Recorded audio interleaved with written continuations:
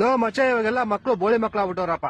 ಓದೋದು ಬರೀ ಅದೇನು ಮಾಡೋದೇ ಇಲ್ಲ. ನಮ್ ತಾತ ಮುತ್ತಾತನ ಕಾಲದಲ್ಲೆಲ್ಲ ನದಿ ಬೆಟ್ಟ ಗುಡ್ಡ ಎಲ್ಲ ದಾಟ್ಕೊಂಡು ಹೋಗಿ ಓದ್ಕೊಂಡ್ ಬರ್ತಾ ಇದ್ರು. ಓ ಮಚ್ಚ ಎಲ್ಲೋ ನಮ್ ಮುತ್ತಾತ ಗುಡುಗು ಮಿಂಚು ಬರ್ತಿತ್ತಲ್ಲ ಅದ್ರಲ್ಲೇ 2-3 ಚಾಪ್ಟರ್ ಓದ್ಬಿಡೋರು. ಓ ಮಚ್ಚ ನಮ್ ತಾತ ರಾತ್ರಿ ಹೊತ್ತು ಬೆಕ್ಕಣ್ಣು ಉಳಿಯುತ್ತೆ ಗೊತ್ತಾ ಪಳ ಪಳ ಅಂತ ಅದ್ರಿಂದ ಓದ್ಕಂತಿದ್ರು. ಲೋ ಮಾಮ್ ನಮ್ ತಾತ ನೋಡ್ರಿ ಅಕ್ಕ ಪಕ್ಕ ಮನೆಯವರೆಲ್ಲ ಉರ್ಕೊಳ್ಳೋರು. ನಮ್ ತಾತ ಆ ಬೆಳ್ಕಳೆ ಓದ್ಕೊಂಡ್ಬಿಡೋರು. ಲೋ ಮಾಮ್ಸ್ ತಾತ ಮುತ್ತಾತನೆಲ್ಲ ಬಿಟ್ಟಾಕ್ರಲ್ಲಿ ನಾವೆಲ್ಲ ಹೆಂಗ ಓದ್ತಾ ಇದ್ವಿ. ಹೂ ಮಚ್ಚಲ್ಲ ನಾನು ವಾಚ್ದ ಲೈಟ್ ಬತ್ತಿತ್ತಲ್ಲ ಅದರಿಂದ ಓದ್ತಿದ್ದೆ. ಎಷ್ಟು ಉರ್ತಾವ್ರ ಮಾಮ್ ನಾನು ಕಲ್ನ ಒಂದಕ್ಕೊಂದ್ ನೋಡೋರೆ ಬೆಂಕಿ ಕಿಡಿ ಬತ್ತಿತ್ತಲ್ಲ ಅದರಿಂದ ಓದ್ತಿದ್ದೆ. ಎಂತ ದೊಡ್ಡ ತಿಕ್ಕಲು ಕುಡುಕ್ ನನ್ ಮಕ್ಳು ಮಚ್ಚ ನಮ್ಮ ಮನೇಲಿ ನಾನು ರಿಮೋಟ್ ಲೈಟ್ ಬರುತ್ತಲ್ಲ ಆ ಲೈಟ್ ಇಂದ ಓದ್ತಿದ್ದೆ.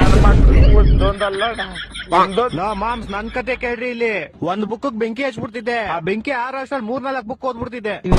ಕೊಟ್ಟಿದ್ ನನ್ನ ಮಗನಲ್ಲ ತಪ್ಪ ಮಾಡ್ಬಿಟ್ಟೆ ನೀನು. ಏನ್ ತಪ್ಪ ಮಾಡ್ಬಿಟ್ಟೆ? ನಿಂಗೆ ನಿಮ್ ತಾತಂಗೆ ಓದಕ್ ಇಷ್ಟೊಂದ್ ಚೂಳಿದಿದ್ರೆ ಒಂದ್ ಕ್ಯಾಂಡ್ಲ್ ತಗೊಂಡ್ಬಿಡ್ಬೇಕಾಗಿತ್ತು. ಅಕ್ಕ ನಿಂಗೆ ನಿಮ್ ತಾತಂಗೆ ಓದ್ಬೇಕಂತ ಅಷ್ಟೊಂದ್ ಚೂಳಿದಿದ್ರೆ ಬೆಳಗ್ಗೆ ಹೊತ್ತೇನ್ ತೆರಿತಿದ್ರ? ಬೆಳಗ್ಗೆ ಹೊತ್ತು ಓದ್ಕೊಬೇಕಾಗಿತ್ತು.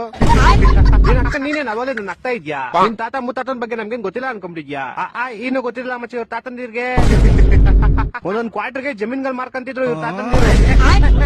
ಅವನೇನಾಗ್ತಾವ್ ನೋಡೋನು.